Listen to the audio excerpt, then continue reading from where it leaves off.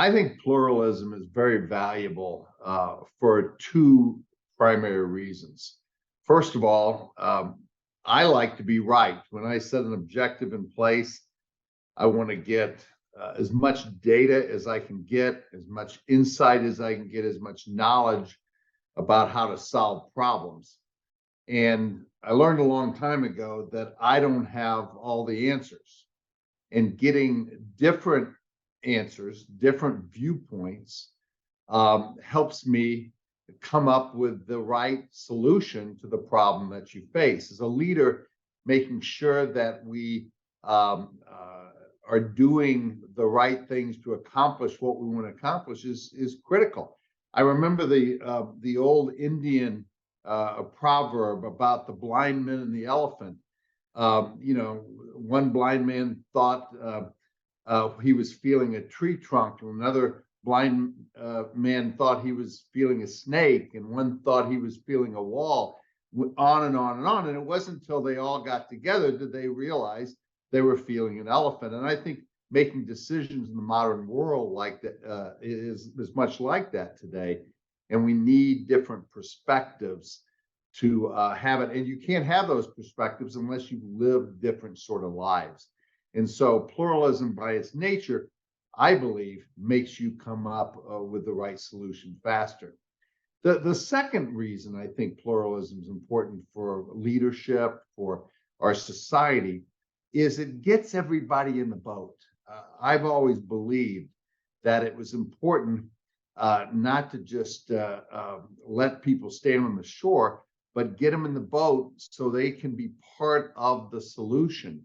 And when you ask people their points of views, and when you interact with them, and they believe that you're really listening to them, then suddenly they want to row the boat. They take ownership of this, and we have greater opportunity to reach the goal line, if you will, of our issues and our problems. And success is easier to get when more people are in the boat. It may be slow at first, but ultimately the machine starts to work, and you're able to accomplish your objectives. Process is a very important part of pluralism. I believe most people do honor other people's points of views, but those people that you're honoring don't know you do it unless you reach out and tell them that you do that. So being intentional about bringing a pluralistic group together for discussion, I think, is extremely important. People come from different religious points of view, different political points of view, age, income, and the like. And you can't get those perspectives unless you intentionally ask them around the table. As mayor, we had many, many issues that we faced. And I took the opportunity to ask people around tables to come up with solutions. And they were able to most of the time. We had a city council, so I intentionally asked city council people to nominate individuals from different parts of town. And then at times I rounded it out, whether I thought it was ethnically imbalanced or a point of view may not have been shared. That the council was always appointing people that had a certain point of view, and we needed to get it rounded out. When you went through that, first of all, the folks themselves felt included, and they understood that there was another point of view, and that it also helped them to be more intentional about it.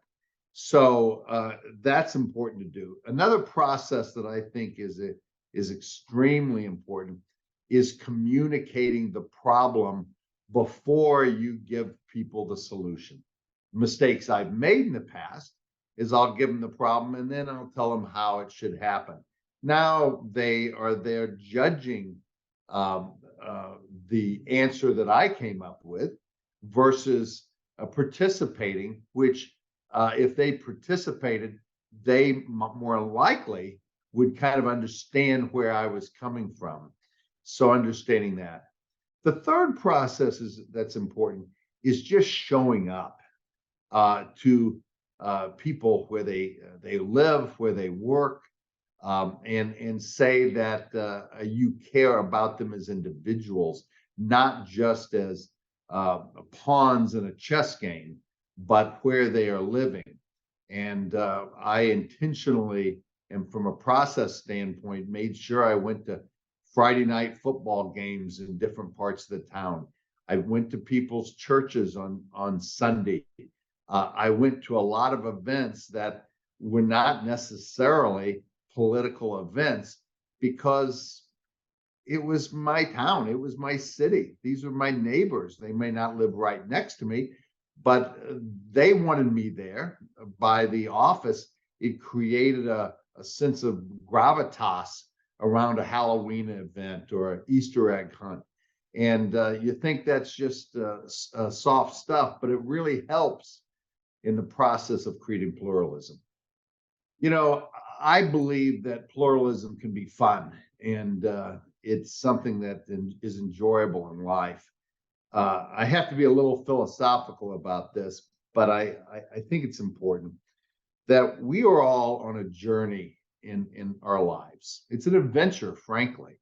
And writers from Homer to Chaucer to Cervantes have talked about it. And all those books and all those stories and all the lives that have been lived are more interesting when you've got interesting characters along your journey. When everybody is the same, it can be easier, but it's not as fun as creating and learning about different places. It's like traveling around the world, but you do it in your own backyard by meeting people that are unlike yourself. And if you do that, I think it's you learn. There's no question you learn, but then you have a really healthy sense of humor about why the world is the way it is, and you see different people in new lights. And that's what makes it fun, because life shouldn't be a drudgery. It shouldn't be work all the time. And it's the surprise element in pluralism that you see in humor, you see in the arts, that really makes you a deeper and more fulfilled, and I think happier person.